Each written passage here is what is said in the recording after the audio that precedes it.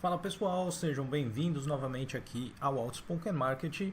Quem vos fala é Leandro Guerra e no vídeo de hoje nós vamos ter a aula 2 do nosso curso de R para Finanças Quantitativas. Então se você está lá visitando o site do Outspoken Marketing, outspokenmarketing.com, você pode vir aqui no menu aqui do lado, você vai encontrar, além do conteúdo do blog, do e-book, o link para o curso de R de Finanças Quantitativas, em que você aqui vai poder fazer o download do material de apoio, do arquivo de cada aula e de tudo que eu vier adicionando aqui como material para vocês. Nessa nossa segunda aula, nós vamos falar sobre duas coisas bem interessantes, que são as sequências e os vetores lógicos. Só corrigindo esse errinho de digitação aqui.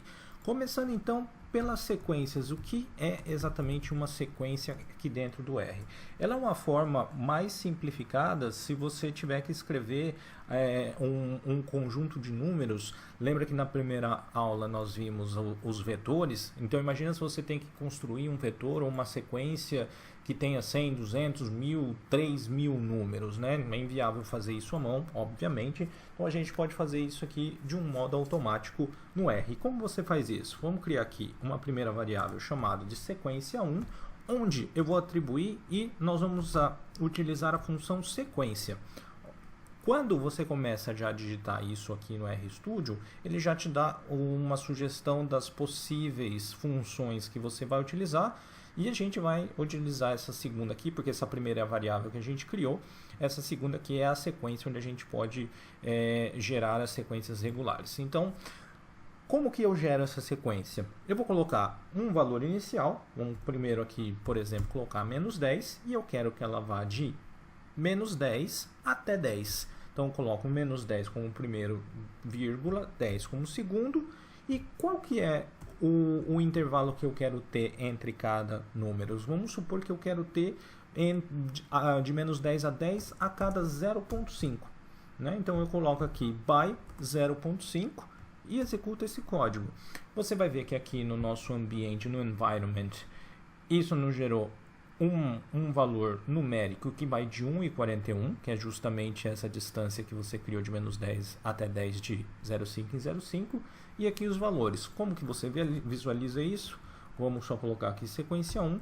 E se você aqui embaixo, você tem exatamente de menos 10 a 10 dividido por meio com a distância entre cada um dos elementos. Vamos dar aqui um outro exemplo para vocês. Então vamos criar, por exemplo, uma sequência 2, tá? Aonde nela eu vou mostrar para vocês, por exemplo, que uma outra forma de atribuir a sequência é: eu quero uma sequência de tamanho 10. Então, uma outra forma que eu posso fazer é usar a função length, que a gente também viu na aula passada. Eu vou estipular que isso vai ter um tamanho 10, ok? E começando, né? Então, from, vou colocar 0 e eu quero que ela vá de 0.1 em 0.1. Quando eu executo novamente aqui a sequência 2, então eu tenho de 0, ok?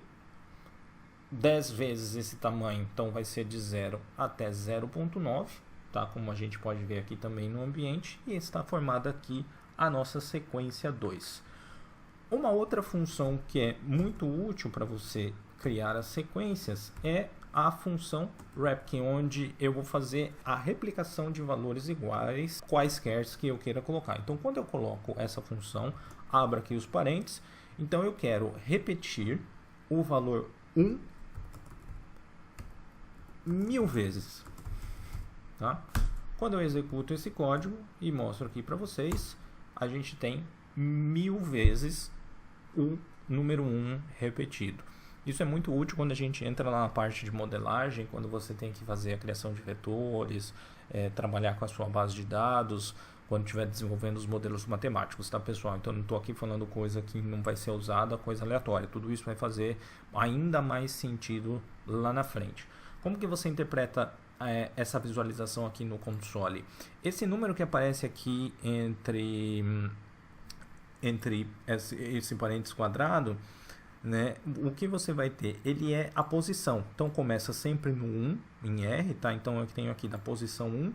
Então ele está mostrando para mim nessa linha 61 elementos, porque aqui ele já está começando na posição 62, posição 123 e assim por diante, até a última linha aqui em que ele começa na posição 977. Fechado, pessoal? O outro tópico da aula de hoje são os vetores lógicos. Os vetores lógicos, tais quais esses numéricos, eles vão permitir a operação de resultados ou variáveis lógicas, né, melhor dizendo. Eles podem assumir dois valores, o true, verdadeiro, ou o falso, false. Como que você faz a atribuição de um vetor lógico? Então eu tenho, por exemplo, o meu vetor V1, eu atribuo true, você vê que até que ele fica aqui com uma corzinha diferente, e ele já está atribuído aqui embaixo. Como que eu faço esse jogo de atribuição? Por exemplo, eu quero que o vetor 2 ele receba o valor se 23 é maior do que 50. Não é, certo? Então, obviamente, o valor V2 aqui vai receber falso. Quais são os operadores lógicos que vem naturalmente acompanhado desses vetores?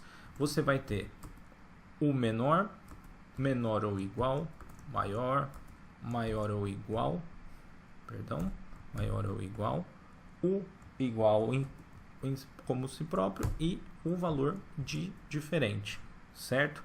Então, nesse caso, por exemplo, a gente tem um vetor V1 que a gente atribui o verdadeiro, um vetor V2 que a gente atribui o falso.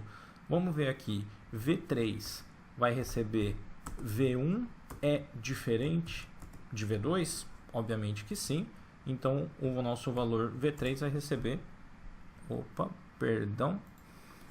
Não executei aqui. Agora sim. Como V1 é diferente realmente de V2, ele recebe aqui o valor verdadeiro. A gente pode também trabalhar com aquelas funções lógicas que nós vimos na escola. Então, por exemplo, V4, ele pode receber V3 ou, ok, V2, ou seja, eu vou fazer uma operação ou entre verdadeiro e falso, vai sempre me retornar verdadeiro. Então, o meu valor aqui de V4 vai ser verdadeiro. E se eu fizer um V5, tá, como mais um exemplo, aqui no caso o operador lógico e, V3 verdadeiro e V2 falso, vai me retornar naturalmente que V5 é falso. Então você pode aí consultar aquilo que a gente viu em cursos de lógica ou na escola, que é o que a gente chama de tabela verdade. Então você pode executar os cálculos lógicos, as operações lógicas de uma tabela verdade, utilizando esses símbolos aqui do R. Beleza, pessoal?